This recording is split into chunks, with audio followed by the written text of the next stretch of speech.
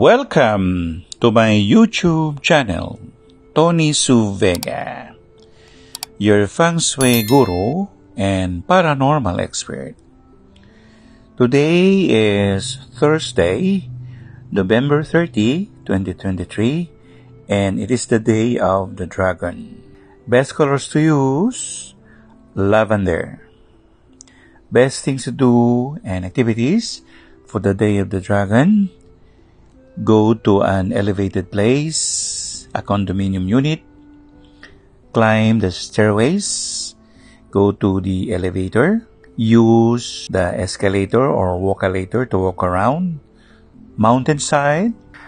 Ngayon po ay araw ng dragon. Ngayon ay araw ng Huwebes at 30 ng Nobyembre 2023. Ang pinakamagandang kulay sa araw na ito ay ang lavender o ang kulay lila. Sa mga gagawin sa araw na ito ng dragon: pagpunta sa mga matataas na lugar, mabundok na lugar, pag-akyat sa matataas na gusali, pagpasok o pagsakay sa isang elevator, pagsakay sa isang escalator. Pag ang dragon ay dumating, kailangan natin ng lugar ng mas mataas kaysa sa surface or plane.